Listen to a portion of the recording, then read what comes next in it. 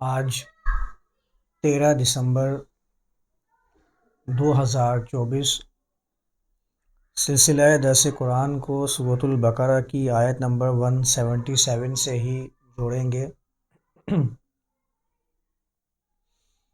اس آیت کے 3 بیان غالباً ہو چکے ہیں، اور ان بیانات کے اندر ہم لوگوں نے اس کے مختلف پہلوؤں کو سمجھنے کی کوشش کی ہے، اور جب بھی سمجھنے کی کوشش کی ہے ہر دفعہ ایک نیا ہی پیغام کھل کر سامنے آیا ہے، کیونکہ قرآن کے الفاظ اس انداز سے منتخب کیے گئے ہیں کہ ہر لفظ معاشرے کے مختلف پہلوؤں کی عکاسی کرتا نظر آتا ہے۔ آپ لوگ بھی دیکھ رہے ہیں کس طریقے سے اس ایک آیت سے ہم لوگوں نے مختلف باتیں نکالیں، اور اس کو الگ الگ پہلوؤں سے اس کے ترجموں کو مختلف انداز میں رکھ کر ہم لوگوں نے سمجھنے کی کوشش کی، اور اس سے وہ پہلو نکالے معاشرے کے کہ جن سے ہمارا روز کا سامنا بھی ہوتا ہے۔ اور چونکہ ہم تو اس بات کو مانتے ہیں کہ یہ قرآن حقائق بیان کرتا ہے، تو ظاہر ہے ہم تو حقیقتیں اس میں سے نکالنے کی کوشش کرتے ہیں۔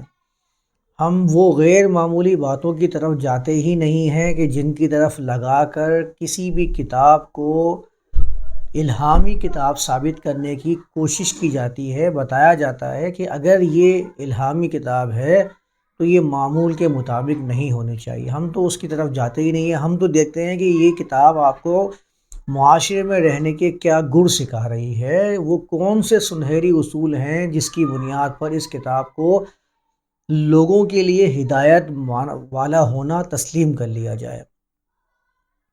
میں ایک مرتبہ اس آیت کو پڑھ دیتا ہوں تاکہ رب بنا رہے گا۔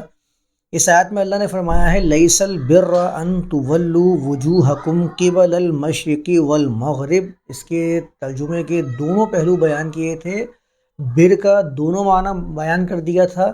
کشادگی یہ ہے ہی نہیں کہ تمہارے مقصدیں، تمہارے مقاصد پھر جائیں مشرق اور مغرب، یعنی کہ تم اپنے مقاصد کو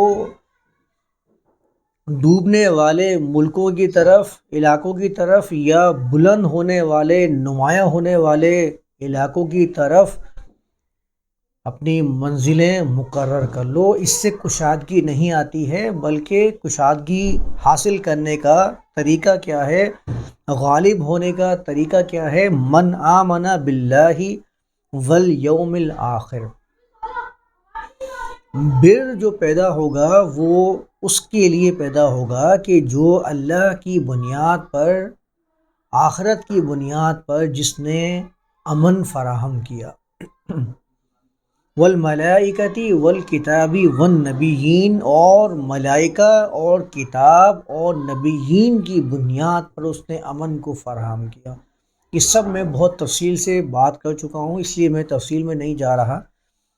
یہاں تک تو ہم لوگوں نے پہلے ایمان اور ملائکہ، نبیین، ان سب کی بابت بہت تفصیل سے سمجھا۔ پھر لاسٹ کلاس میں ہم لوگوں نے وآت المال علی حبہ، اور ساتھ میں جو اللہ کا ایک معاہدہ ہوا ہے انسانیت کے ساتھ، امن دینے والوں کے ساتھ، وہ 2 بنیادوں پر ہوا ہے۔ ان اللہ اشتری من المؤمنین انفسهم واموالهم بان لهم الجنہ۔ اگر جنتی معاشرہ قائم کرنا ہے تو اس کے لیے صرف جان ہی نہیں بلکہ مال بھی اس معاشرے میں لگانا پڑے گا۔ اس معاہدے کی روح سے جو ان دونوں چیزوں کو معاشرے کے ساتھ جوڑ دیتا ہے تو وہ اس زندگی کا حقدار قرار پاتا ہے جس کو جنتی زندگی کہتے ہیں، بِأَنَّ لَهُمُ الْجَنَّةَ۔ تو اب پہلی کیٹیگری میں تو اپنی جان کو لگا دینے کی بات آ رہی ہے، اور دوسری کیٹیگری میں بات آ رہی ہے وَآتَى الْمَالَ عَلَى حُبِّهِ ذَوِي الْقُرْبَى، اور جس نے مال کو دیا اس کے سہارا ہونے کے باوجود۔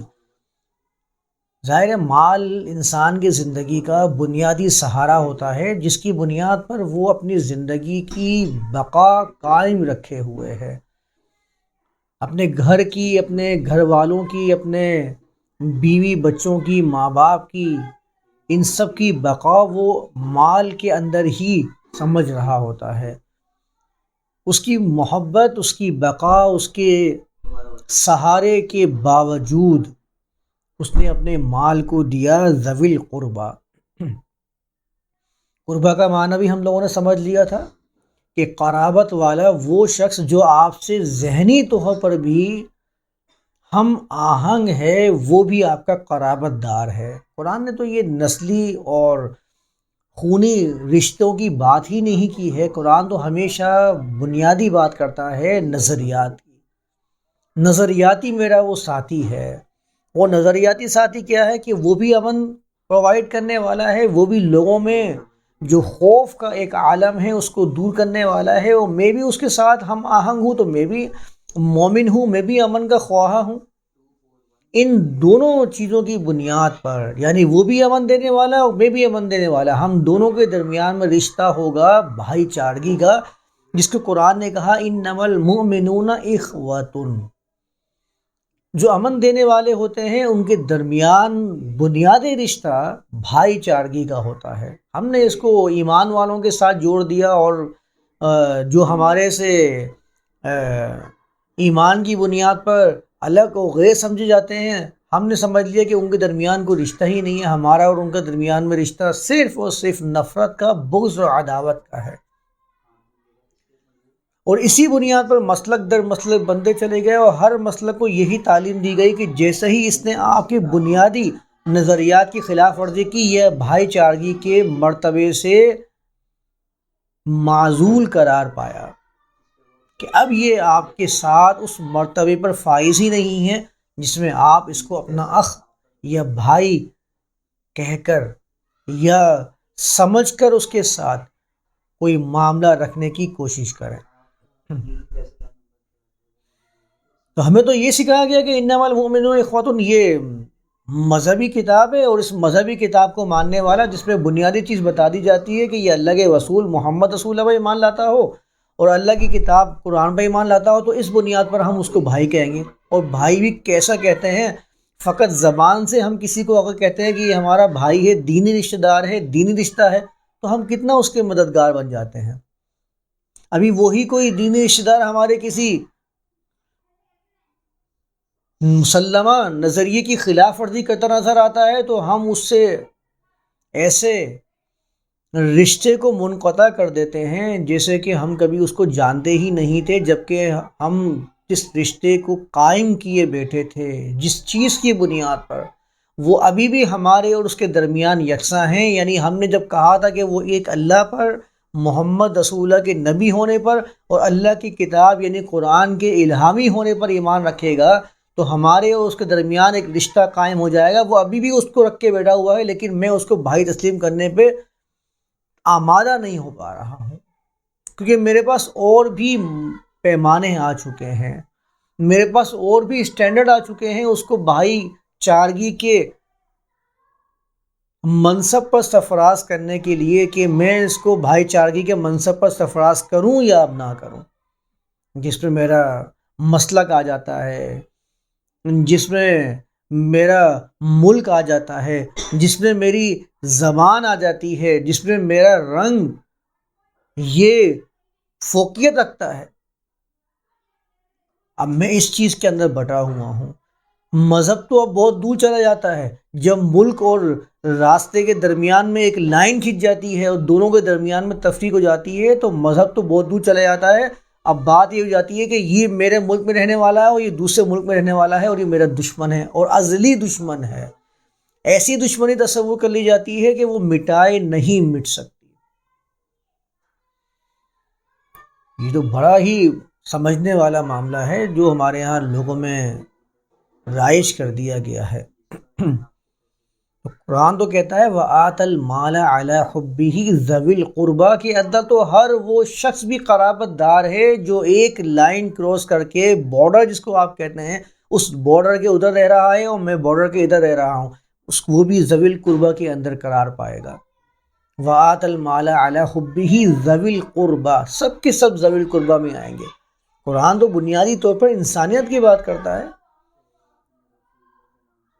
ہم تو اس کو انسانیت کے لیول میں شمار کرتے ہی نہیں ہیں۔ ہم تو سمجھتے ہیں کہ اگر وہ اس لائن کے پرے ہے، اگر اس نے اپنے نام کے ساتھ اپنی پہچان کے ساتھ کسی اور ملک کی شناخت لگا رکھی ہے، تو میں تو یہ گوارا ہی نہیں کرتا ہوں کہ میں اس کے بارے میں کسی اچھی سوچ کی طرف جاؤں بھی۔ میرے نزدیک تو بس وہ اتنا ہے کہ یہ میرا لازوال دشمن ہے، جس کی دشمنی جبکہ اس نے میرا کچھ بگاڑا بھی نہیں ہوتا ہے، فقط ایک بارڈر لائن لگا دی جاتی ہے، وہ میرے لیے ازلی دشمن بن جاتا ہے۔ جب قرآن تو جب ذوی القربہ کہتا ہے تو اس کے اندر کوئی بارڈر لائن نہیں ہوتی ہے، ہر قسم کی قرابت داری اس کے اندر شامل ہوتی ہے۔ یا تو آپ اس قرآن کی بات کو مان لیجئے یا اپنے بنائے ہوئے ان لائنوں کو اور ان درمیان کی رنجشوں کو آپ تسلیم کر لیجئے۔ فقط دعوے کرتے رہنا کہ میرا اس قرآن پر ایمان ہے اور میں اس کے مطابق عمل کرنے کی کوشش کرتا ہوں، یہ دعویٰ کبھی بھی نتیجہ لے کر نہیں آ سکتا، نہ ہی ایمان پر کوئی مہر ثبت کر سکتا ہے۔ وَآتَ الْمَالَ عَلَى حُبِّهِ ذَوِي الْقُرْبَى وَالْيَتَامَى وَالْمَسَاكِينَ وَابْنَ السَّبِيلِ، یہ سارے وہ باتیں ہیں جو ہم نے پچھلے سیشن کے اندر سمجھی تھیں کہ ذوی القربہ کے ساتھ ساتھ یتامہ کون لوگ ہیں، مساکین وہ ہیں کہ جن کو تھوڑا سا آپ کا سہارا چاہیے اپنے منزل تک پہنچنے کے لیے، اپنی سواری کو آگے بڑھانے کے لیے، آپ اس سواری کے ساتھ تھوڑا سہارا لگا دیجئے، وہ اپنی منزل تک پہنچ جائیں گے۔ اور وابن السبیل پر میں نے کہا تھا کہ وابن السبیل تو عام طور پر عرب بھی ان کو کہتے ہیں کہ جو مسافر تھے، وہ راستے میں ان کو کسی حاجت کی ضرورت پڑ گئی، ان کا زیادہ راہ ختم ہو گیا، وہ آپ کے پاس سوال کرنے کے لیے آ گئے، عرب تو اس کو بھی وابن السبیل کہتے ہیں۔ تو قرآن وابن السبیل تک لے کر جاتا ہے، اور سبیل تو میں نے بتایا تھا کہ سبیل وہ ہے اللہ کے قرآن کے مطابق جو اللہ کے اس قانون کو رائج کرنے والوں کے لیے، جن کے عزائم یہ ہوں کہ ہم اس راستے کو، اس منزل کو لوگوں تک پہنچا دیں، جو اللہ کے کلام کے اندر موجود ہے، جس راستے کی نشاندہی وہ بار بار کر رہا ہے، یہ راستہ ہے وہ اپنی سبیل فی سبیل اسی کو کہتے ہیں، اور یہی اس راستے پر چلنے والا وابن السبیل کہلاتا ہے۔ اس کے اندر آپ لے لیجئے والسائلین وفی الرقاب، سائل وہ لوگ ہوتے ہیں کہ جن کے پاس محنت اور جستجو کرنے کے بعد بھی کچھ احتیاج باقی رہ جاتی ہے، وہ سائل کہلاتا ہے۔ قرآن نے جب کہا سائلین کے ساتھ مالی تعاون کرنا تو وہ بھی اس کیٹیگری میں آ جائے گا، اور ساتھ میں آ رہا ہے وفی الرقاب۔ رقاب کا میں نے معنی بتایا تھا، را، قوف اور با، گردن کے لیے استعمال کیا جاتا ہے، ساتھی کے لیے استعمال کیا جاتا ہے۔ گردن چونکہ جسم کے ساتھ لگی رہتی ہے تو رقیب بھی ساتھی کو کہتے ہیں۔ وفی الرقاب، جب رقبتن کی جمع رقاب آتی ہے تو اس کا مطلب ہوتا ہے کہ گردنوں کو آزاد کروانا اپنے مال کے ذریعے۔ مطلب یہ وفی الرقاب کی کیٹیگری میں صرف وہی لوگ نہیں آتے ہیں کہ جن کو غلام بنا لیا جائے، بلکہ وہ لوگ بھی آتے ہیں کہ جن کی ضروریات سے فائدہ اٹھا کر ان کو اپنے جال میں پھنسا لیا جاتا ہے۔ وہ لوگ بھی آتے ہیں کہ جن کی گردنوں میں مذہب کے زنجیریں اور بیڑیاں ڈال کے ان کو جکڑ دیا جاتا ہے، مذاہب کی توہمات اور رسومات کے اندر وہ جکڑے ہوئے ہوتے ہیں۔ یہ وہ رسیاں نہیں ہیں جو کسی کی گلے میں پھندا بن کے ڈلی ہوئی ہیں، بلکہ یہ وہ غیر مرئی زنجیریں ہیں جن کی قید و بند کے اندر لوگوں کو رکھا ہوا ہے۔ وہ بھی وفی الرقاب کی کیٹیگری میں آتے ہیں. ان کے لیے بھی کوشش کرنا وآت المال، تو مال کو اس ضرورت کی بنیاد پر بھی خرچ کرنا کہ وہ ان زنجیروں سے آزاد ہو سکیں، چاہے وہ مذہب کی زنجیریں ہوں، چاہے وہ ملک کی زنجیریں ہوں، چاہے وہ نسل کی زنجیریں ہوں. میں نے ایک مرتبہ بات کہی تھی نا کہ یہاں تو آپ کسی کو اگر کہتے ہیں کہ اسلام وہ مذہب ہے کہ جس میں انسانیت بنیاد ہے، سب سے اونچا مرتبہ انسانیت کا ہے، وہ آپ کی بات سن کر جب آپ کے ساتھ شامل ہو جاتا ہے، اس کو آپ کہتے ہیں مسلمان ہونا. اور جب وہ یہاں آگے دیکھتا ہے تو اس کو یہاں پر بھی وہی تقسیم نظر آتی ہے ذات پات کی، نسلی تقسیم کے اندر وہ لوگوں کو دیکھتا ہے کہ یہ باتیں تو یہ کرتے ہیں لیکن نسلی تقسیم یہاں پر بھی موجود ہے.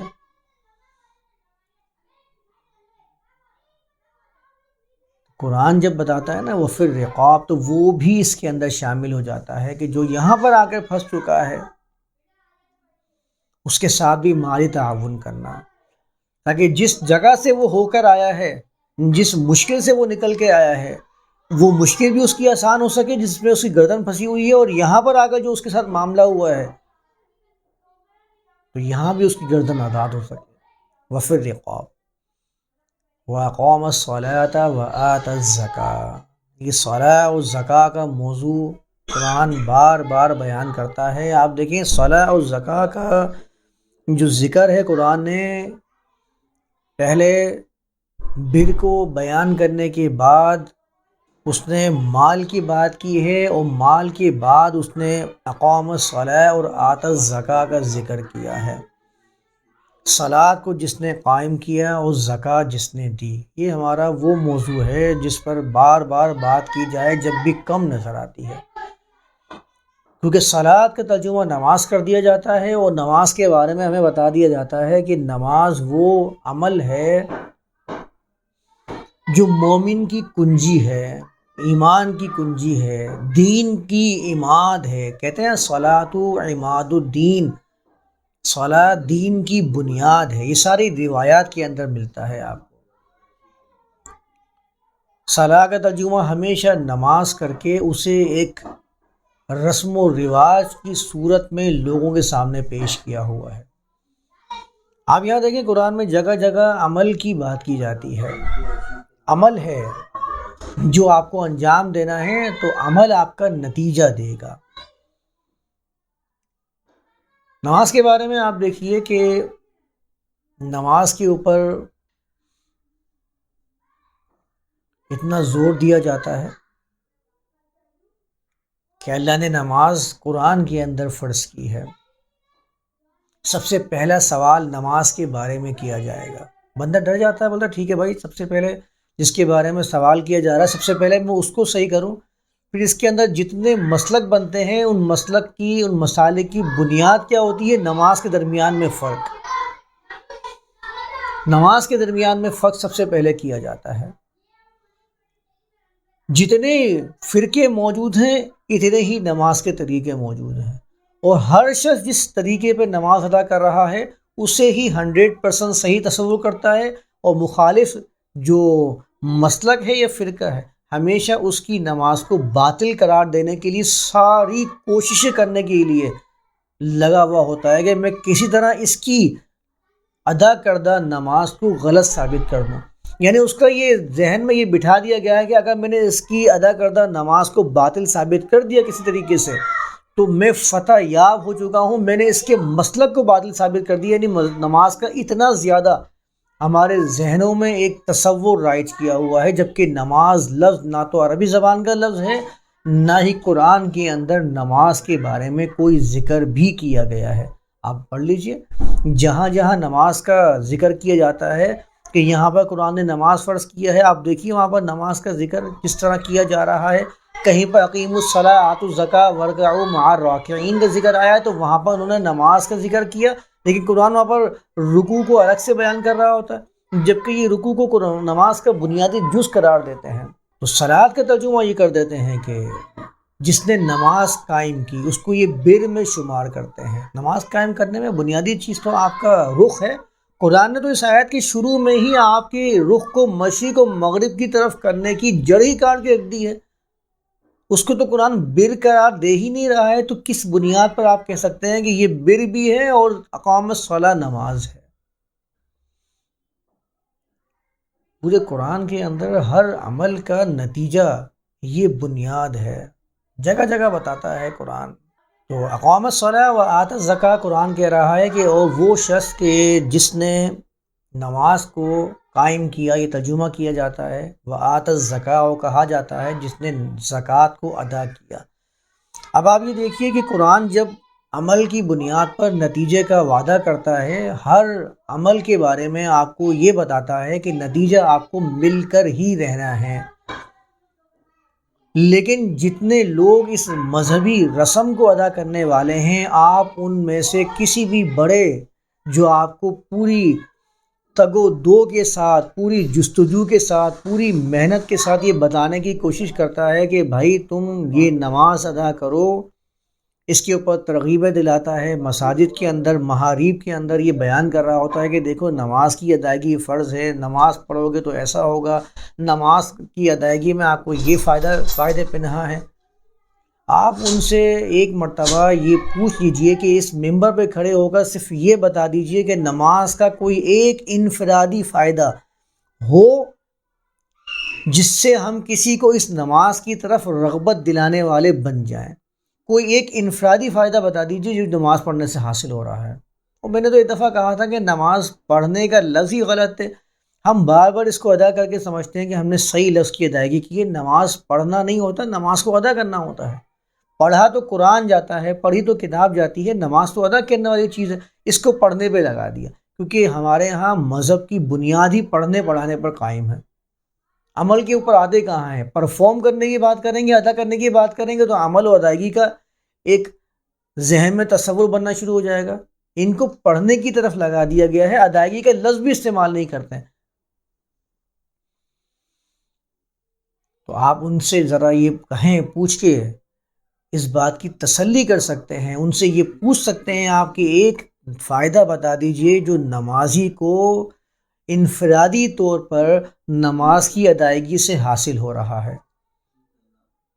وہ آپ کو یہ بتاتا رہے گا کہ نماز کے اجتماعی فائدے ہیں، لوگ ملتے ہیں، اجتماع ہوتا ہے. آپ اجتماع کی بات چھوڑ دیجئے، نماز تو اکیلے بھی آپ لوگ مانتے ہیں نا. آپ نماز کا کوئی ایک فائدہ جو انفرادی طور پر حاصل ہو رہا ہے، یہاں تک کہ وہ نماز ادا کرنے والے کو وہ سکون بھی حاصل نہیں ہو رہا ہے جس کا وہ متلاشی نظر آ رہا ہوتا ہے، جس کی بنیاد پر اس کو کہا جاتا ہے الا بذکر اللہ تطمئن القلوب، کہ اللہ کے ذکر کے ساتھ دل مطمئن ہوتے ہیں. وہ آپ کو غیر مطمئن ہی نظر آ رہا ہوگا. آپ اس سے پوچھ کے دیکھ لیجئے، اس نمازی شخص سے، کہ مجھے بتاؤ کہ کیا تمہاری نماز جو تم نے ادا کی ہے یہ اللہ کی بارگاہ میں قبول ہوئی ہے یا نہیں ہوئی ہے. وہ آپ کو ہمیشہ مبہم جواب دے گا کہ اللہ کے فضل ہوگا تو قبول ہوگی، مجھے معلوم نہیں ہے کہ اللہ میری نماز قبول کرے گا یا نہیں کرے گا. یعنی اتنا بھی اطمینان موجود نہیں ہے کہ جو عمل آپ نے کیا ہے اس کا نتیجہ آپ کو ملا ہے یا نہیں ملا ہے. ایک فائدہ، میں نے کہا نا، آپ ان سے پوچھ لیجئے کہ ایک فائدہ مجھے بتا دیجئے جو فرد کی حیثیت رکھتا ہو، انفرادی طور پر کسی کو حاصل ہوا ہو.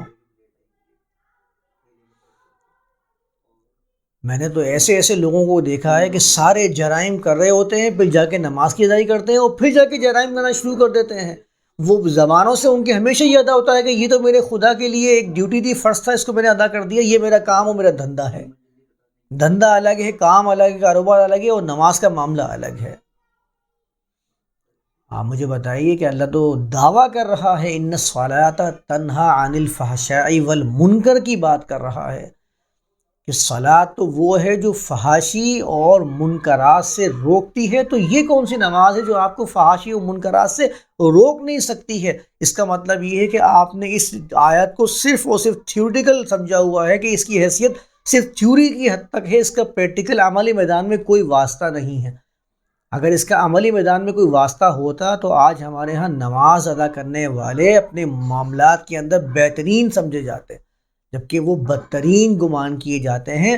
ایک عجیبی خام خیالی میں اور عجیبی ایک تکبر کے اندر اپنے آپ کو شمار کر رہے ہوتے کہ میں تو نمازی ہوں، میں تو دیندار ہوں، یہ تو دنیا دار ہے تو نماز بھی ادا نہیں کرتا. پہلی بات یہ کی جاتی ہے، یہ تو نماز بھی ادا نہیں کرتا، چاہے وہ معاملات کے اندر کتنا ہی بہترین انسان ہو. اس کے بارے میں ہمیشہ یہ چیز داغ دی جاتی ہے کہ یہ تو نمازی ہی نہیں ہے. اور ہمیشہ نماز ادا کرنے والا اپنے اندر ایک فخر اور تکبر والا تصور بنائے بیٹھا ہے. ہم لوگ بھی جب نماز کی ادائیگی کیا کرتے تھے تو ہمارے ذہن میں یہی چیز تھی کہ کم سے کم نماز تو ادا کر رہا ہوں، اس سے تو اچھا ہوں. یہ تو نماز بھی ادا نہیں کرتا ہے، اتنے بڑے فرض سے کوتاہی کر رہا ہے. انفرادی طور پر مجھے کیا حاصل ہوا تھا سوائے فخر کے، سوائے ایک تکبر کے؟ پتہ تو مجھے بھی نہیں تھا کہ میں نماز ادا کر رہا ہوں اللہ کی بارگاہ میں قبول ہو رہی ہے یا نہیں ہو رہی، کیونکہ ہمیں تو بتا دیا گیا تھا کہ قبول ہونا نہ ہونا یہ اللہ کے فضل پہ، اللہ کے ارادے پہ ڈیپینڈ کرتا ہے، اس کی مرضی پہ ڈیپینڈ کرتا ہے کہ وہ آپ کے عمل کو قبول کرے یا رد کر دے. مذہب کے اندر ہمیشہ بنیادی چیز یہ ہوتی ہے کہ مذہبی شخص عمل کر رہا ہوتا ہے لیکن آس لگائے بیٹھا ہوتا ہے کہ شاید قبول ہو جائے. آپ دیکھ لیجئے پورے مذاہب کا، تمام مذاہب کا جائزہ لے لیجئے، کہیں اطمینان حاصل نہیں ہو پا رہا، نظر نہیں آ رہا اس کو اس چیز کا کہ یہ عمل میرا قبول ہو رہا ہے یا نہیں ہو رہا. اس کو کیا پتا؟ تو آپ کر کے دیکھ لیجئے تجربات، پوچھ کے دیکھ لیجئے ان لوگوں سے جو آپ کو نماز کی طرف ترغیب دلانے کے لیے سرتوڑ کوشش کر رہے ہیں. ان سے کہیے کھڑے ہو جائیں ممبر پر اور بتائیں نماز کا کوئی ایک فائدہ جو انفرادی طور پر حاصل ہو رہا ہو. کچھ لوگوں کو میں نے یہاں تک بھی دیکھا کہ نماز سے ایکسرسائز ہو جاتی ہے، بہترین ایکسرسائز ہے. روزہ رکھ لو، آپ کی ڈائٹنگ ہو رہی بہترین. اگر آپ ڈائٹنگ کریں روزہ رکھو نا، آپ تو 1 مہینے کا روزہ رکھو، دیکھو آپ کی ڈائٹنگ کیسے بہترین ہوتی ہے. یہ فائدے ہیں، ان سے آپ کسی کو رغبت دلائیں گے عمل کرنے کے لیے. نماز پڑھو، نماز سے پابندی، وقت کی پابندی ہوتی ہے. ارے بھائی وقت کی پابندی اگر کروانا ہی بنیادی چیز تھا تو وہ کسی اور طریقے سے بھی ہو سکتی تھی، پھر وہ عمل کر لیا جائے وقت کی پابندی حاصل کرنے کے لیے. اور جو ہے ہی وقت کا پابند تو پھر نماز کی ادائیگی کے اس کے لیے کیا 6 معنی دارد، جو فارسی کے اندر کہتے ہیں کیا معنی رکھتا ہے وہ، اگر وہ پہلے سے وقت کا پابند ہے. وقت کی پابندی آپ کو حاصل ہو جاتی ہے نماز کی ادائیگی سے. یہ انفرادی فائدہ بتایا جا رہا ہے. اجتماعی فائدہ، لوگ جمع ہو جاتے ہیں. کیسے جمع ہوتے ہیں؟ جو آپ کے مسلک والے ہیں وہ ایک جگہ جمع ہو رہے ہیں، دوسرے مسلک والے تو دوسری جگہ جمع ہو کے آپ کے خلاف پروپیگنڈا کر رہے ہیں. اس طرح آپ ان کے خلاف لوگوں کے دل میں نفرت بٹھا رہے ہیں، اسی طرح وہ دوسری مسجد میں جا کے آپ کے بارے میں اپنے دل میں نفرت لے کر آ رہے ہیں. تو اجتماعی فائدہ کہاں ہوا؟ یہ تو اجتماعی بگاڑ پیدا ہو رہا ہے معاشرے کے اندر. یہ تو لوگ مذہب کے نام پر، نماز کے نام پر، مساجد کے نام پر، مسالک کے نام پر الگ الگ ہوتے جا رہے ہیں. اپنے دل میں اس کے بارے میں اتنا بغض اور عداوت لے کر آ رہے ہیں کہ میں نے یہاں تک سنا ہے کہ مسالک کے درمیان یہ جنگ چھڑی ہوتی ہے کہ میں اپنا مال دے رہا ہوں، چاہے وہ زکوٰۃ کے نام سے دوں یا صدقات کے نام سے دوں، میں اس کو دوں یا نہیں دوں. جھگڑا یہاں تک پہنچ جاتا ہے. اس کی مالی مدد کرنی ہے یا نہیں کرنی ہے، کیونکہ یہ تو ہمارا مخالف فریق ہے، ہمارے مسلک کے خلاف ہمیشہ کوشش کرتا ہوا نظر آتا ہے، تو مالی تعاون کرنا ہی نہیں کرنا. قرآن تو یہاں پر واضح پیغام دے رہا ہے کہ یہ جو الفاظ بیان کیے ہیں اس کے اندر تو نہ کوئی ملک کی تقسیم آ رہی ہے، نہ زبان نسل کی، نہ ہی مسلک و مذہب کی. اور ہمیں سمجھایا جاتا ہے کہ اس مسجد میں آپ کو چندہ نہیں ڈالنا ہے کیونکہ یہ فریق مخالف کی مسجد ہے اور یہ اللہ کے قیام کے خلاف کوشش کرنے کے لیے تیار کی گئی ہے. وہ آپ کے بارے میں ایسی باتیں بتا رہا ہوتا ہے. دونوں کے درمیان چپکلش چل رہی ہے، اور 2 کیا 8-10 مسجد تو ہر مسجد محلے کے اندر موجود ہوتی ہیں. اس کے بارے میں پہلے بھی بہت دفعہ بات کر چکا ہوں. آئے دن اس پہ بات ہوتی ہی رہتی ہے، جب بھی صلاح کا لفظ آتا ہے اکثر بات اس پہ ہوتی ہی رہتی ہے تاکہ یاد دہانی بھی رہے. تو جب ہم نماز کی ادائیگی کیا کرتے تھے تو ہمارے ذہن کے اندر بھی ایک بڑا شائبہ بن گیا تھا اس چیز کا کہ اب تو ہم بہت ہی پاکیزہ ہو چکے ہیں. وضو کے اوپر دلائل دینے کی کوشش کرتے ہیں تو کہتے ہیں وضو سے انسان صاف ستھرا رہتا ہے. دیکھو کتنے تم صاف ستھرا، آدھا غصہ لگی تو صاف ستھرا رہنے کے لیے وضو کیا جاتا ہے. اس کے علاوہ کوئی ایک فائدہ مجھے بتا دیں، کوئی ایک فائدہ جو انفرادی طور پر آپ کو حاصل ہوا ہو وضو کرنے سے، وہ سامنے رکھ دیا جائے. اور وضو کرنے سے اجتماعی فائدہ مجھے بتا دیا جائے کہ اجتماعی فائدہ کیا حاصل ہو رہا ہے وضو کرنے سے. 1,00,000 بندوں کو بٹھا کر اگر وضو کروایا جائے تو ان کی زندگی میں کتنا اثر پڑے گا وضو کروانے سے مجھے بتا دیا جائے. اور اگر فائدہ حاصل نہیں ہو رہا ہے تو کیا قرآن میں ایسی چیزوں کے بارے میں عمل کرنے پر تنبیہات کی گئی ہیں جو لا حاصل ہیں؟ کیا قرآن جب صلاح کی اقامت صلاح کی بات کرتا ہے تو کیا وقت کی پابندی کا درس دے رہا ہوتا ہے؟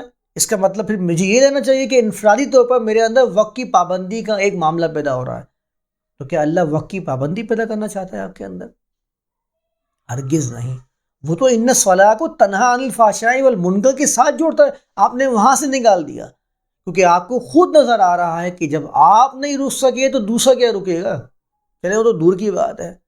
آئے دن کے جو معاملات سامنے آتے ہیں ان لوگوں کے جو مساجد و محراب کے ٹھیکیدار بنے ہوئے ہیں اور لوگوں کے سامنے بیان کر رہے ہوتے ہیں کہ نماز ادا کرو، ایک نماز سے لے کر دوسری نماز تک آپ کی گناہوں کا کفارہ ہو جاتا ہے، تو وہ اس درمیان میں اتنے گناہ کرتے ہیں کہ پھر اس کو ختم کرنے کے لیے اس کے بعد تیسری نماز کی ادائیگی کرنا پڑتی ہے. لیکن پھر وہ گناہوں سے بھر جاتے ہیں. اس کے بعد ان کو ایک جمعے سے لے کر دوسرے جمعے تک کا انتظار کرنا پڑتا ہے کہ اب اس کے درمیان میں اتنے گناہ کروں گا کہ ان دونوں کے درمیان میں میرا خلاصی ہو جائے گی. نہیں ہو پاتی ہے. جرم کا جرائم کا ملبہ اتنا ڈال رکھا ہے کہ پھر اس کے لیے ان کو لوگوں کے چندوں سے حج اور عمرہ کرنے کی نوبت آ جاتی ہے.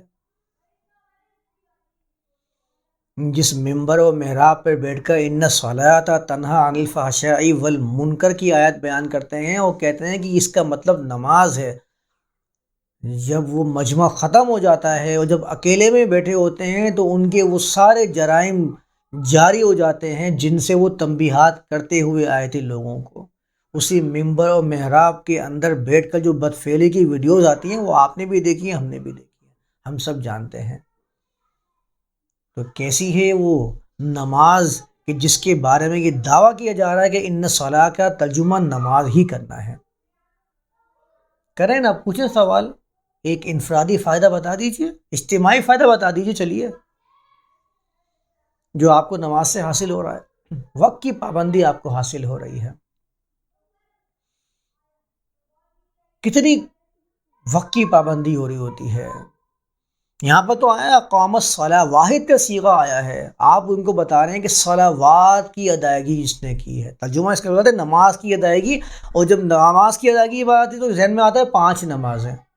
اب 5 نمازیں ادا کرنی ہیں آپ کو. بھائی یہاں پر صلاۃ واحد کا صیغہ ہے، اس کا مطلب ہے کہ اس نے صلوات کو قائم کیا. صلوات کو قائم کرنے کے الفاظ جب ہیں ہی نہیں تو پھر آپ نے کیسے اس کے اندر یہ چیز شامل کر دی ہے. اور صلوات کے الفاظ بھی قرآن میں آئے ہیں، وہ تو خیر ہم سیاق و سباق کے حساب سے سمجھ ہی لیں گے کہ صلوات وہاں پر آیا ہے کیسے آیا ہے. تو نماز کی ادائیگی سے کہتے ہیں کہ پابندی وقت کا درس حاصل ہوتا ہے، انسان وقت کا پابند ہو جاتا ہے. ظاہر ہے وہ فجر کے ٹائم پہ فجر کی نماز کی ادائیگی کر رہا ہے، پھر ظہر کے وقت کا خیال رکھ رہا ہے کہ ظہر کے ٹائم پہ اتنا بجے زوال کا وقت ختم ہوگا تو مجھے اتنے بجے سے اب نماز شروع کرنی ہے اور اتنے وقت پر مجھے نماز کی ادائیگی مکمل کر لینی ہے. اور مغرب کا وقت تو بہت ہی شارٹ ہوتا ہے. عشاء کے ٹائم کی بھی پابندی کی جاتی ہے کہ یہاں سے لے کر یہاں تک اس کا انتہا اور اس کی ابتدا ہے، یہاں تک مجھے ختم کر لینی ہے. اب یہاں پر آپ یہ سمجھیے کہ نمازوں کو اوقات کے ساتھ خاص کرنے کی وجوہات مجھے سمجھا دی جائیں.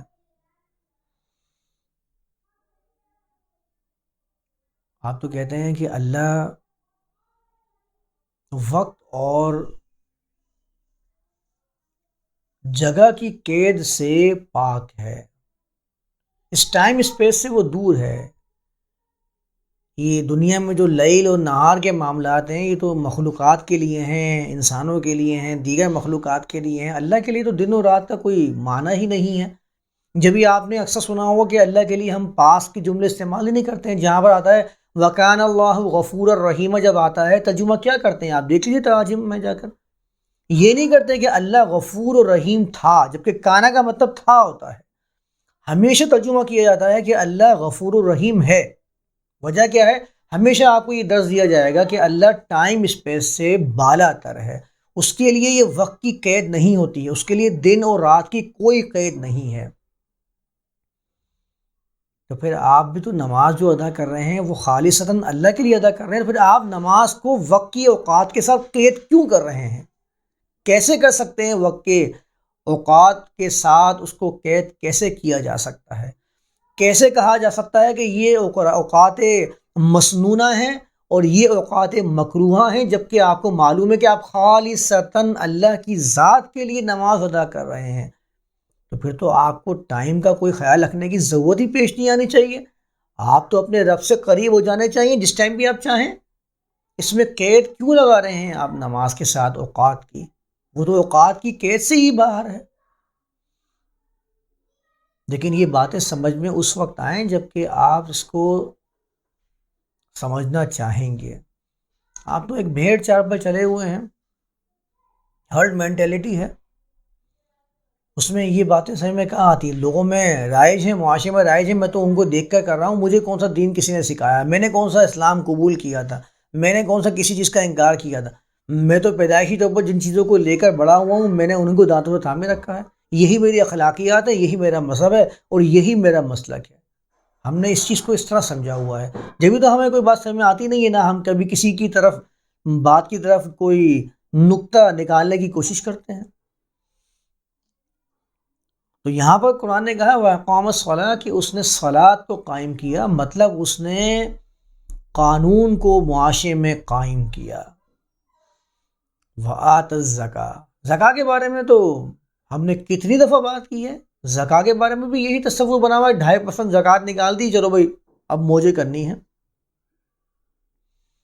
زکوٰۃ تو قرآن کے اندر باقاعدہ یہی پورا اسم زکاتن تقیہ اللہ کے رسول کے لیے استعمال ہوا سورۃ مریم کے اندر، یحییٰ رسول اللہ کے لیے کہ زکاتن تقیہ۔ اسی طرح سورۃ الکہف کے اندر پورا یہ ورڈ زکاتن کا وہاں پر موجود ہے، آپ جا کر جائزہ لے سکتے ہیں۔ وہاں کبھی ترجمہ یہ نہیں کرتے کہ مال کی ادائیگی، ترجمہ جب بھی وآت الزکاۃ آتا ہے تو مال کی ادائیگی ہمیں یاد آ جاتا ہے۔ مال کی ادائیگی تو اوپر آ چکا ہے نا، وآت المال۔ اب یہاں پر دوبارہ وآت الزکاۃ کا مفہوم کیسے آپ یہ کہہ سکتے ہیں کہ مال کی ادائیگی ہی ہوگا، جب وآت المال آ گیا ہے کہ مال کو اس کی بنیاد کے باوجود بھی جس نے دیا، تو یہاں پر وَأَقَامَ الصَّلَاةَ کے بعد آتَ الزَّکاۃ کا ترجمہ کبھی بھی مال کی ادائیگی نہیں ہو سکتا، بلکہ لوگوں کی نشو و نما کے لیے کوشش کرنا ہو سکتا ہے۔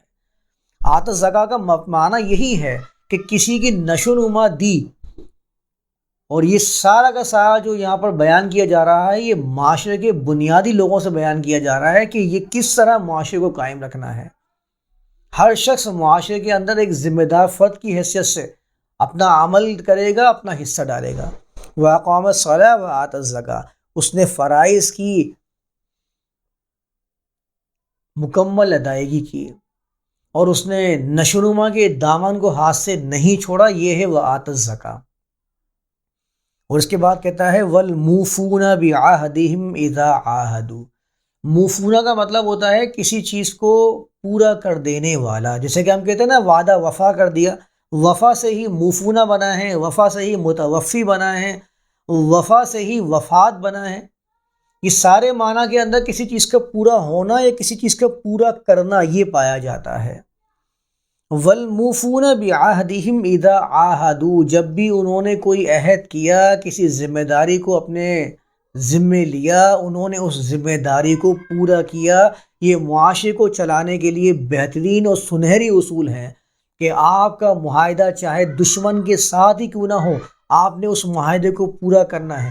آپ کا معاہدہ اگر کسی کمپنی کے ساتھ ہو رہا ہے کہ میں اتنا وقت دوں گا آپ کی کمپنی کے اندر، یہ میرے ورکنگ آورز ہوں گے، ان ورکنگ آورز کے اندر جتنا ٹائم آپ مجھے دیں گے بریک کے طور پر، سہولت ہوگی وہ میرے لیے، اتنا ہی میرے لیے سہولت ہوگی، اس سے زیادہ سہولت لینے کا میں حقدار نہیں قرار پاؤں گا، تو اتنا ہی آپ کے لیے ذمہ داری ہے کہ آپ اس کو پورا کریں، اور جتنا بتایا جا رہا ہے اتنے ہی آپ ٹائم بریک کے لیے حاصل کریں۔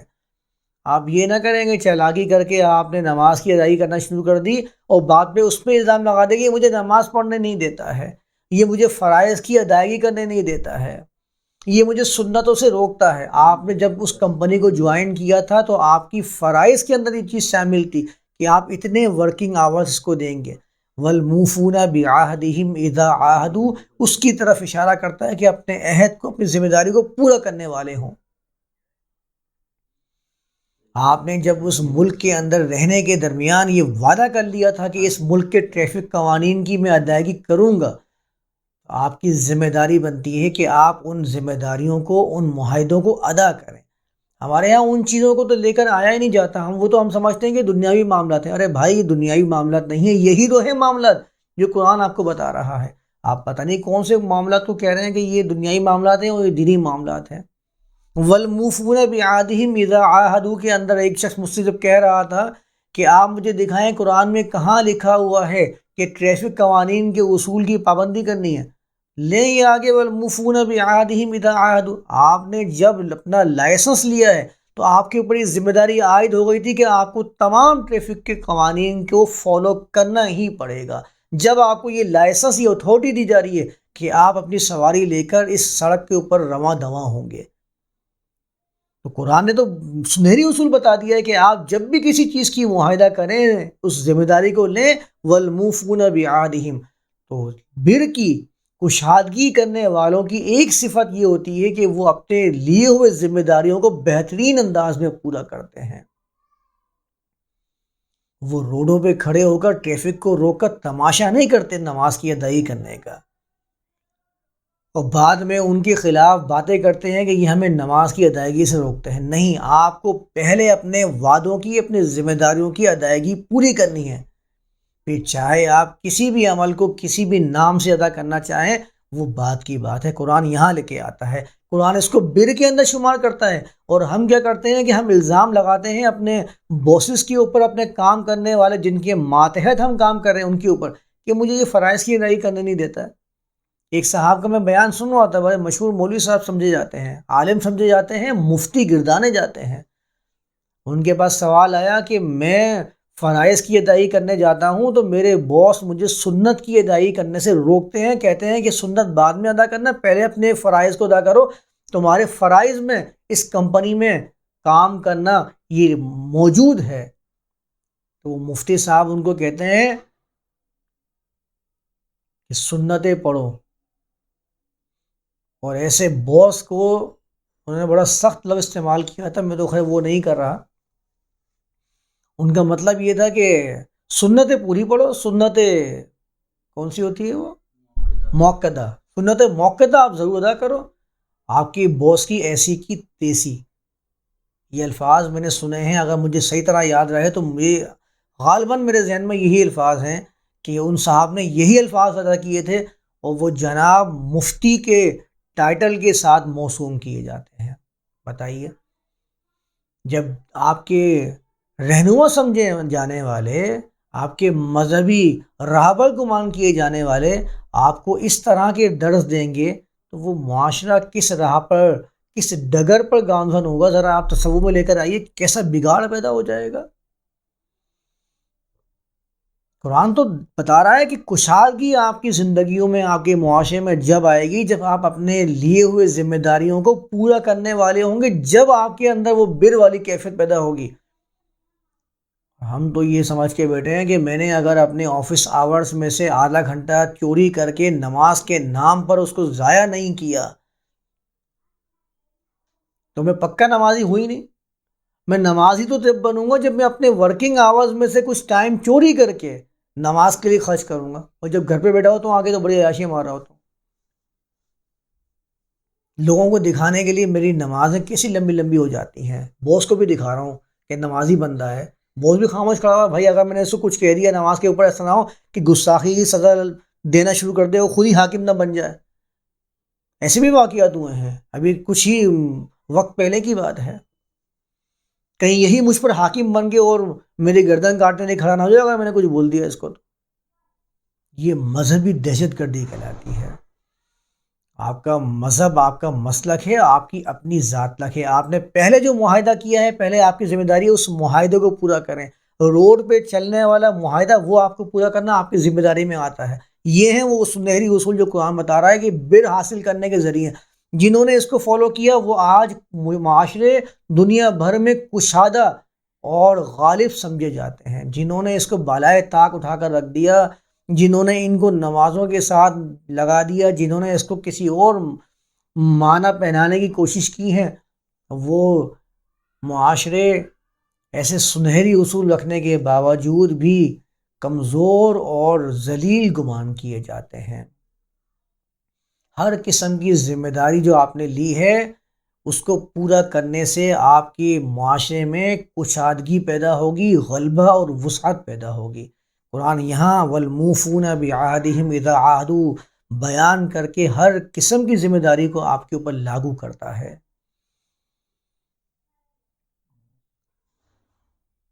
دیکھ لیجئے کس طرح سے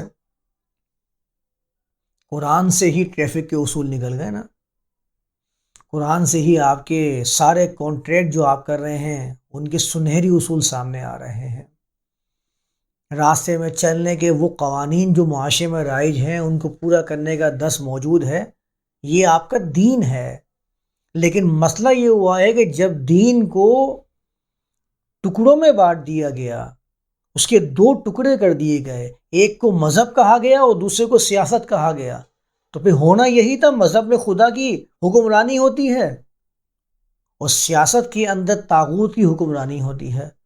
مذہب کا صحرا خدا کے سر دے دیا جاتا ہے اور سیاست اور عام چال چلن کا صحرا فرعون اور کیسر کی طرف منتقل کر دیا جاتا ہے.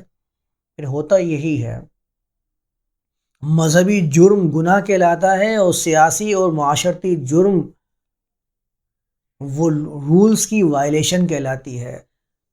مجرم کو سزا اس دنیا میں دے دی جاتی ہے چالان کی صورت میں یا کورٹ کی طرف سے، اور دین میں مذہب میں جو مذہبی مجرم ہوتا ہے اس کی سزا کے لیے انتظار کیا جاتا ہے، بھگوان تجھے بتائے گا مرنے کے بعد. تو قرآن تو یہاں لے کے آتا ہے والموفون بعہدہم اذا عاہدوا، یہ وہ لوگ ہیں کہ جب اپنے معاہدے کر لیتے ہیں تو ان معاہدوں کو پورا کرنے والے ہیں. اور موفونہ کے لفظ آیا، یاد رکھیے گا یہ کسی ایک وقت کی بات نہیں ہے، ورب نہیں ہے کہ کیا اور ختم ہو گیا، کرنے والے ہیں، مسلسل ذمہ داریوں کو پورا کرتے ہیں. والصابرین فی البأساء والضراء وحین البأس، اور ڈٹ جانے والے ہیں. جب معاشرہ قائم کریں گے تو پتہ نہیں کتنے معاملات آئیں گے جن سے بھگتنا پڑے گا، جن کا سامنا کرنا پڑے گا، اس پہ ڈٹنے والے ہیں. یہاں بھی صابر کا لفظ آیا ہے فی البأساء والضراء، یہ بأسن اور در کے اندر دونوں میں سختی کا مفہوم موجود رہتا ہے. بس فرق یہ بیان کیا جاتا ہے، اہل لغت نے یہ فرق بیان کیا ہے کہ بأسن یہ مالی نقصان کے لیے استعمال کیا جاتا ہے، کیونکہ جب آپ کہتے ہیں بئس الرجل تو اس کا مطلب ہوتا ہے کہ وہ شخص مالی طور پر مفلوج اور ضرورت مند ہو گیا. تو کہتے ہیں مالی طور پر جب کوئی پریشان ہوتا ہے تو اس کے لیے بأسن کا لفظ آتا ہے، اور جب کوئی بدنی طور پر نقصان کے اندر ہوتا ہے تو اس کے لیے درر کا لفظ آتا ہے، درر.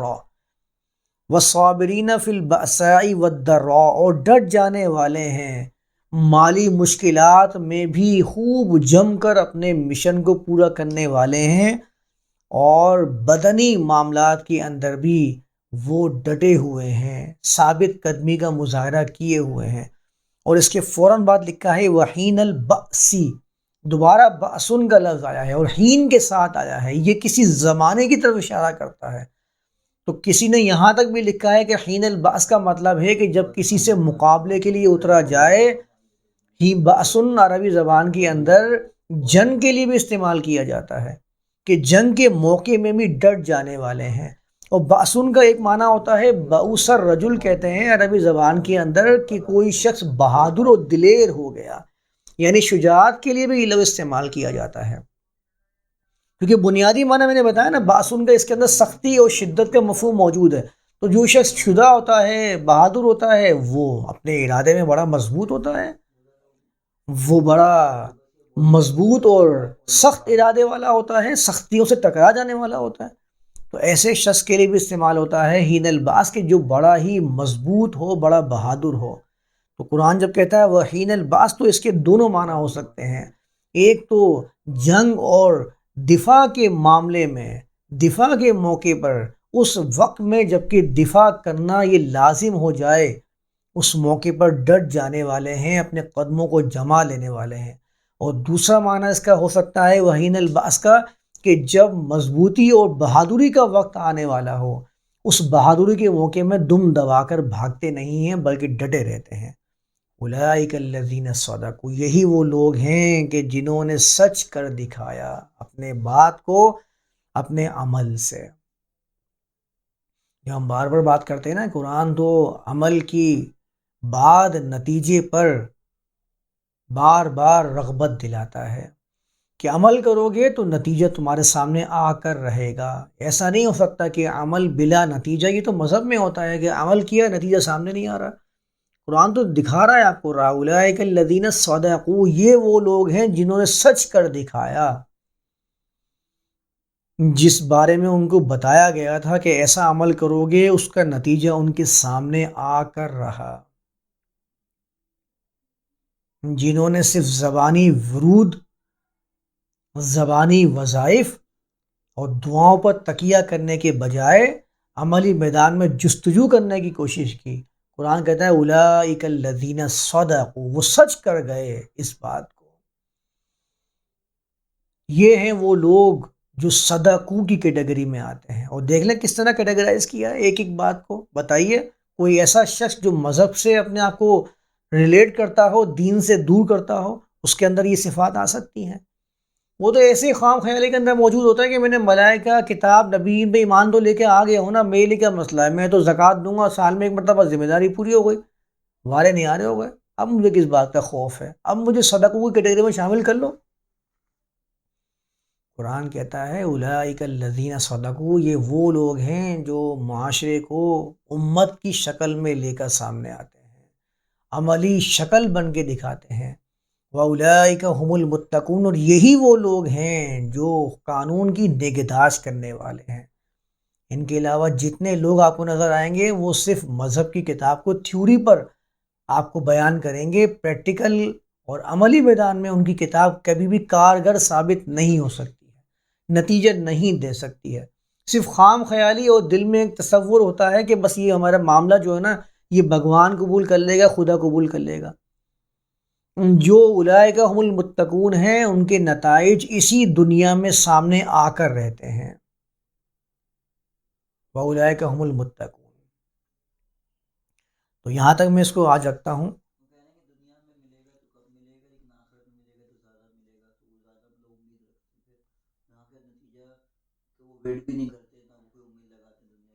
تو میں نے تو ایک بات کہی نا، میں نے تو یہ کہا کہ بنیادی چیز نماز بتائی جاتی ہے نا، میں نے کیا کہا کہ نماز کا کوئی ایک فائدہ جو فرد کو حاصل ہو رہا ہو۔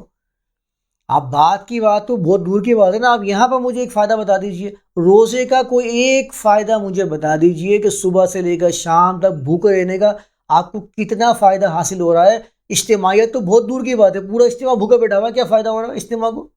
ایک فائدہ بتائیے جو اجتماع کو بھوکا رہنے سے حاصل ہو رہا ہے۔ انفرادی طور پر کیا فائدہ حاصل ہو رہا ہے؟ آپ کی صرف ڈائٹنگ ہو رہی ہے، کمزوری آ رہی ہے آپ کے اندر، آپ چڑچڑاہٹ کے شکار ہو رہے ہیں، آپ لوگوں پہ اپنا غصہ نکالتے ہوئے نظر آ رہے ہیں، آپ کے بارے میں یہ تاثر جا رہا ہے کہ یہ بڑی جھنجھلاہٹ کے اندر اس فریضے کو ادا کرنے کی کوشش کر رہا ہے، دل اس کا نہیں چاہ رہا تھا۔ میں نے تو ایک دفعہ کہا تھا نا کہ جب شروع میں ہم رمضان آتے تھے تو ہمارے دل میں ہوتا اتنی جلدی رمضان آ گئے، ابھی تو گئے تھے، وجہ کیا تھی؟ کسی اور مہینے کے لیے میرے ذہن میں یہ نہیں آتا تھا۔ کیوں؟ اس لیے کیونکہ میرے دل کے اندر ایک جھنجھلاہٹ والا معاملہ شروع ہوتا تھا، پھر بھوکا رہنا پڑے گا 30 دن۔ تو دل سے تو کوئی بھی نہیں کر رہا، اس کو یہ ذمہ داری سمجھ کے کیا جا رہا ہے کہ اللہ نے ذمہ داری عائد کی تو بھائی میں بس فرض کو ادا کر رہا ہوں۔ تو فائدہ آپ مجھے یہاں بتائیے، بھوکا رہنے سے آپ کے دل میں کس آدمی کے لیے یہ پیدا ہو رہا ہے کہ اس کی فاقہ کشی کو میں دور کر دوں؟ سب ایک فریضے کے طور پر ادا کر رہے ہیں۔ جن کو کسی کا فاقہ دور کرنا ہے وہ روزہ رکھنے کے محتاج نظر نہیں آتے، وہ ویسے ہی کام کر رہے ہیں پوری دنیا کے اندر۔ تو اگر یہ سمجھ رہے ہیں کہ یہ رسومات کو ادا کر کے میں کوئی یہاں کا فائدہ حاصل کر لوں اور بعد میں آگے مجھے بڑا خیر مل جائے گی، تو یہاں کا فائدہ تو بتائیں کون سا فائدہ حاصل ہو رہا ہے؟ میں اگر لوٹلیاں لگا لگا کر بھگوان کے سامنے میں جا رہا ہوں منتیں مانگنے کے لیے، تو مجھے یہاں پر کیا فائدہ حاصل ہو رہا ہے؟ جو مجھے ملنا ہے وہ تو مل کے ہی رہے گا، میں چاہے کتنی لوٹیاں لگاتا رہوں، میں چاہے کتنے گھنٹے ہاتھ بلند کر کے اللہ سے دعائیں مانگتا رہوں، ملنا وہی ہے جو مجھے اپنے عمل کی بنیاد پر ملے گا۔ کیا میں اپنی دعاؤں سے کسی مرنے والے کو موت سے شفا یاب کر سکتا ہوں؟ نہیں کر سکتا۔ یہ مجھے معلوم ہے، میرے عمل، دعا جو میرا عمل بن جاتا ہے، میں اس سے اس کو فائدہ نہیں دے سکتا۔ یہ بات تو مجھے معلوم ہے، میں پھر کس بات کی امید لگا کے بیٹھا ہوں کہ ہاں یہاں پر مل رہا ہے مجھے کم اور وہاں پر مجھے زیادہ ملے گا؟ یہ تو عملی میدان کے اندر یہ بات اپنا وجود برقرار نہیں رکھ سکتی ہے۔ تو وَأُولَٰئِکَ هُمُ الْمُتَّقُونَ تک ابھی میں اس کو رکھتا ہوں۔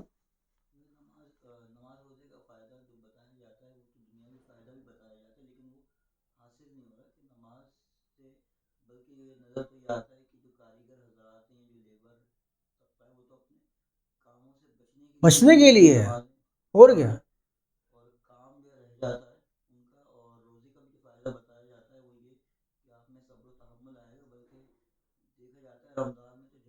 جھگڑے ہو رہے ہیں، یعنی جو فوائد بتائے جا رہے ہیں کہ اس میں یہ ثمرات چھپے ہوئے ہیں، ہمیں تو جو نتیجہ نظر آ رہا ہے وہ الٹا ہی نظر آ رہا ہے۔ صبر کا درس دیتے ہیں روزے کے اندر، تو وہاں صبر کا دامن کہاں ہے؟ آپ دیکھیے روڈوں پہ جھگڑے کتنے ہو رہے ہوتے ہیں،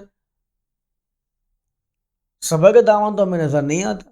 ہلکی ہلکی چھوٹی چھوٹی باتوں کے اندر چڑچڑاہٹ، یہ تو آئے دن ہمارے گھروں کے اندر یہ چیز موجود ہے، ہم سب جانتے ہیں۔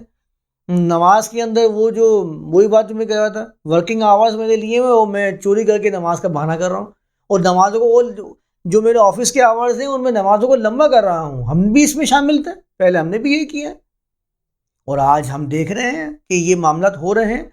اصلاح بنیادی چیز ہے۔ اگر آپ اپنے اندر دیکھ رہے ہیں کہ یہ برائی ہے، خامی ہے، تو ہمیں کوشش کرنی چاہیے کہ ہم اس میں اصلاح کی طرف آئیں، دیکھیں کہ خامی ہو کہاں رہی ہے، نتیجہ چیز کیوں نہیں دے رہی ہے، نہ کہ میں کرتا ہی رہوں وہ کام۔ تو یہاں تک میں اس کو رکھتا ہوں، آیت نمبر 177 آج ہم لوگوں نے مکمل کی ہے۔ 3-4 دروس اس کے ہوئے ہیں، طویل آیت تھی، ہر پہلو کو جانچا، اپنی بساط کے مطابق سمجھنے کی کوشش کی ہے۔ آنے والے تو آئیں گے اور مزید بیان کریں گے، ہم تو اپنی استطاعت کے مطابق جتنا کوشش ہوتی ہے، جتنا ذہن میں بات ہوتی ہے، جتنی صلاحیت ہے، اسی کے مطابق اس کو بیان کر دیتے ہیں۔ آیت نمبر 177 کے بعد 188 کے اندر جو موضوع آنے والا ہے وہ بھی بڑا کمال موضوع ہے، ہر موضوع ہی کمال ہے، بس کسی کے اندر ہم لوگوں نے بہت زیادہ مسائل کھڑے کر رکھے ہیں اور بہت سارے مفروضے تیار کر رکھے ہیں، تو ان کا رد پھر ضروری بن جاتا ہے ہر موقع پر۔ جیسے کہ میں صلاۃ کے اندر میں ان چیزوں کا رد کرتا ہی ہوں کہ جو ہمارے ہاں رائج ہیں۔ تو اگلی آیت 178 بھی 178 ہاں، یہ بھی قصاص کے بارے میں، اس پر بھی بڑی مفروضے تیار ہیں، اس پر اگلے 10 میں بات کرتے ہیں۔ یہاں تک ابھی اس کو رکھتے ہیں۔